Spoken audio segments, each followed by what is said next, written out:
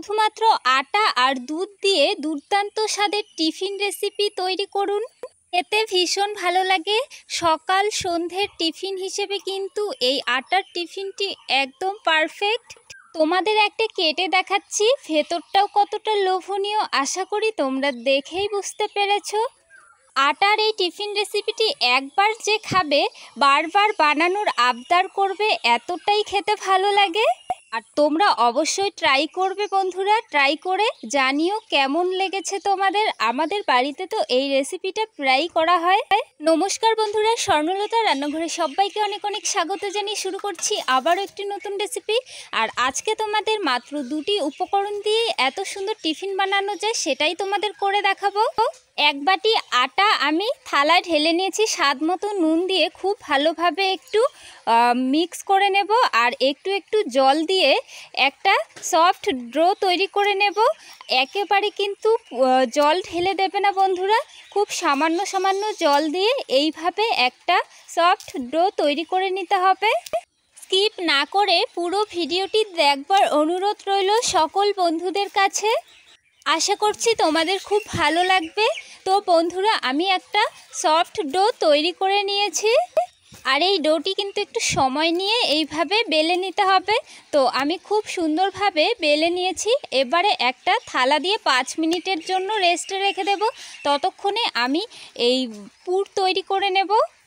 তো বন্ধুরা, পুর তৈরি করার জন্য আমি এখানে আখের গুড় নিয়েছি। আখের গুড় একদম ঝুড়ো করে এভাবে কেটে নেব একটা ছুরির সাহায্যে। তোমরা কিন্তু চাইলে গ্রেটার দিয়ে গ্রেট করে নিতে পারো।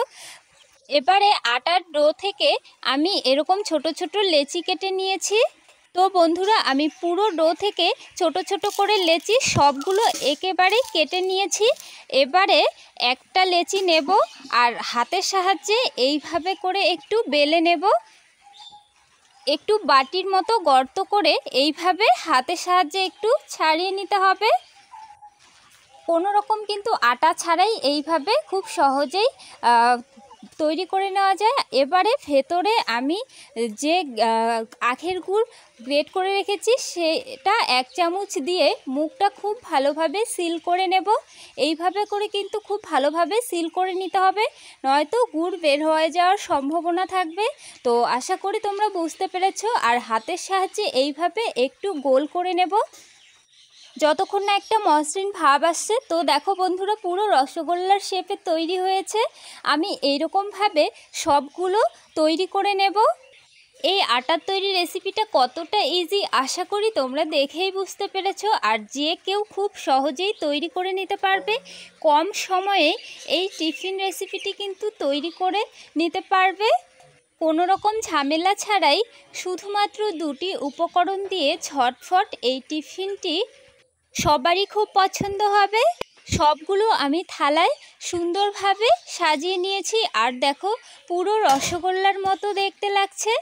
আর আমি এই গোল শেপটাই দিয়েছি, তোমরা কিন্তু চাইলে অন্য শেপগুলোও দিতে পারো।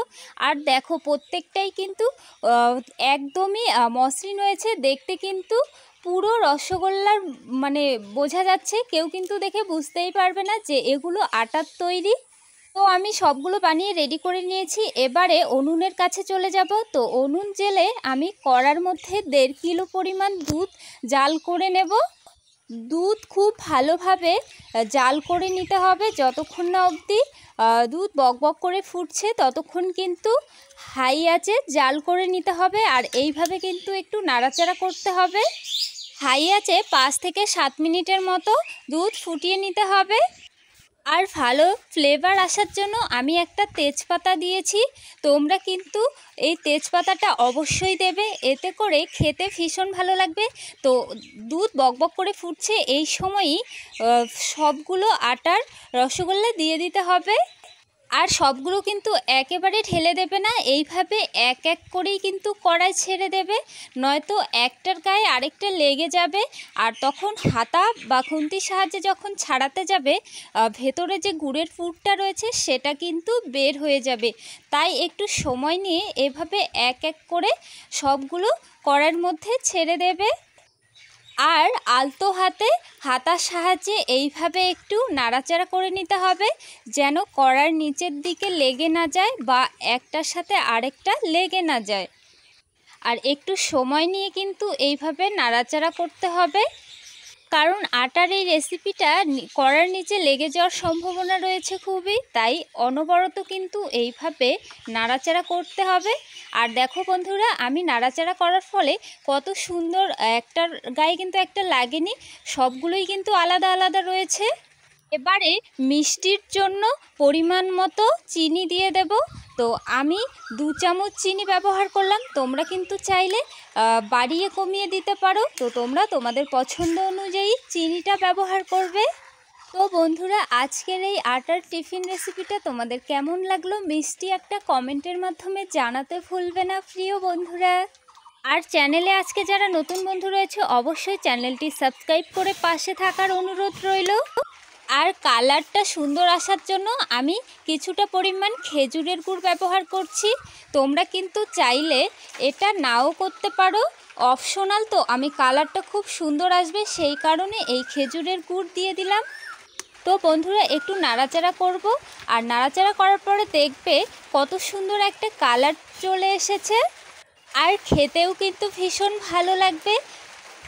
জাল করতে করতে যখন দেখবে ঝোলের ঘনত্বটা ঠিক এরকম পজিশানে চলে এসে, তখনই কিন্তু নামিয়ে নিতে হবে। এর থেকে বেশি ঘন করলেও কিন্তু খেতে ভালো লাগবে না, আবার এর থেকে পাতলা করলেও কিন্তু খেতে ভালো লাগবে না, তবে এই রকম ঘনত্বে নামিয়ে নিতে হবে। আর দেখুন খেজুরের গুড় দেওয়াতে কত সুন্দর একটা কালার চলে এসে, তো আর একটু বেশি পরিমাণ দিলে কিন্তু আরও বেশি সুন্দর কালারে আসতো। তো আমি একটা পাত্রে নামিয়ে নিচ্ছি, যেহেতু আমি চিনি আখের গুড় ব্যবহার করেছি সেই কারণে আমি খুবই সামান্য পরিমাণে দিয়েছি। আর মিষ্টির পরিমাণ তোমরা তোমাদের পছন্দ অনুযায়ী ব্যবহার করবে। তো বন্ধুরা, আজকের এই আটার তৈরি টিফিন রেসিপিটি তোমাদের কেমন লাগলো কমেন্টের মাধ্যমে জানিও। আর ভিডিওটি যদি ভালো লেগে থাকে লাইক কমেন্ট শেয়ার করে পাশে থাকার অনুরোধ রইল। আর তোমাদের একটা কেটে দেখাচ্ছি, ভেতরটাও কতটা লোভনীয় হয়েছে। আর কালার দেখুন বন্ধুরা, জাস্ট অসাধারণ, দেখলেই জিভে জল চলে আসবে। আর একবার খেলে তো বারবার খাওয়ার ইচ্ছেটাই বেড়ে যাবে, এতটাই টেস্টি। তোমাদের আরেকটা কেটে দেখাচ্ছি, প্রত্যেকটারই ভেতর দেখো কত সুন্দর লোভনীয় টুকটুকে কালার এসেছে। একবার খেলে বারবার খাওয়ার ইচ্ছেটাই বেড়ে যাবে, এতটাই টেস্টি এই আটার তৈরি রেসিপিটি। প্রিয় বন্ধুরা, আজকের ভিডিওটি আমি এখানেই শেষ করছি। আবারও দেখা হবে নেক্সট পর্বে নতুন কোনো রেসিপির সাথে। আমার প্রিয় বন্ধুরা, ততক্ষণে ভালো থাকবেন, সুস্থ থাকবেন। আর ভিডিওটি বন্ধুদের মাঝে বেশি বেশি শেয়ার করে দেওয়ার অনুরোধ রইল। ধন্যবাদ।